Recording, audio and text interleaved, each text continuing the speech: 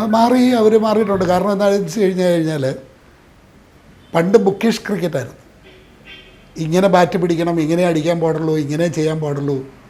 ഇപ്പം അത് 5 day test എന്ന് പറഞ്ഞു കഴിഞ്ഞാൽ 2020 എന്ന് പറഞ്ഞ ക്യാപ്സ്യൂളാക്കി. ഇപ്പം അടിച്ചാലടിച്ച് കൊണ്ട് പോയാൽ പോയി എന്നുള്ള ലെവലിലല്ലാതെ എങ്ങനെയും ജയിക്കുക എന്ന് പറയുന്ന ഒരു വാശിയല്ലാതെ ആ കളിയെ സുന്ദരമാക്കണം എന്നല്ല, ത്രില്ല് മാത്രമാണ്. അതൊരു 2020 തോറ്റു പോയതുകൊണ്ട് നമ്മൾ സങ്കടപ്പെടുത്തൊന്നുമില്ല. പണ്ട് അങ്ങനെയല്ല. ഇന്ത്യയും വേറൊരു രാജ്യമായിട്ട് കളിച്ച് ഇന്ത്യ തോറ്റുപോയാൽ 6 മാസമൊക്കെ ആ വേദന നിൽക്കുമായിരുന്നു.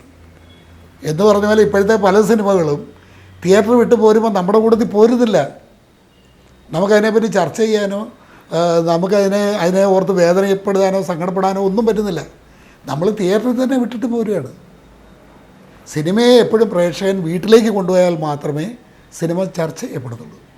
അങ്ങനെ ചർച്ച ചെയ്യപ്പെടുന്ന പടങ്ങളെ ക്ലാസിക്കുകളായിട്ട് നിലനിൽക്കത്തുള്ളൂ. അതുകൊണ്ടാണ് ഇപ്പോഴും നമ്മുടെയൊക്കെ സിനിമയിലെ പല ഡയലോഗുകളും ഇന്നത്തെ ഈ പുതിയ പിള്ളേർക്കും ബൈഹാർട്ട്. രാജമോഹൻ ഒരിക്കൽ എന്നോട് ചോദിച്ചു, അങ്കിളിന്റെ ഫാദർ ആരാ? ഞാൻ പറഞ്ഞു, ഒരു രാജാവാണ്, കിരീടവും ചെങ്കോലും സിംഹാസനമുള്ള ഒരു രാജാവ്. പിന്നീട് എന്നെ കാണുമ്പോൾ അവർ കളിയാക്കി വിളിക്കുമായിരുന്നു, പ്രിൻസ്, രാജകുമാരൻ, രാജാവിന്റെ മകൻ. Yes, I M A Prince, underworld Prince. ഒരു ബിറ്റ് മ്യൂസിക്കിന് പോലും, ഒരു മ്യൂസിക് കേട്ടാൽ ആളുകൾക്കറിയാമല്ലോ ഇത് ഇന്ന സിനിമയിലെയാണെന്ന്. എൻ്റെ സിനിമയുടെ പല മ്യൂസിക്കുകളും കേട്ടാൽ ആളുകൾക്കറിയാം.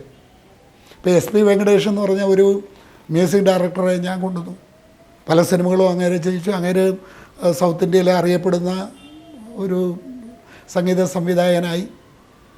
അപ്പം ഒരു പാട്ട് കേൾക്കുമ്പോൾ തന്നെ അറിയാം ഇത് വെങ്കടേഷിൻ്റെയാണ്, അല്ലെങ്കിൽ ദേവരായ മാസ്റ്ററുടെയാണ്, അല്ലെങ്കിൽ ഇത് ONV സാറിൻ്റെ കവിതയാണ്. അതിൻ്റെ അകത്തെല്ലാം ഈ കറിക്കകത്ത് ടേസ്റ്റ് ഉണ്ടാക്കുന്ന ഉപ്പാണെന്ന് പറഞ്ഞ മാതിരി സിൻസിയാരിറ്റി ഇട്ടിരുന്നു. സിൻസിയാരിറ്റിയാണ് സിനിമയിലെ ഉപ്പ്.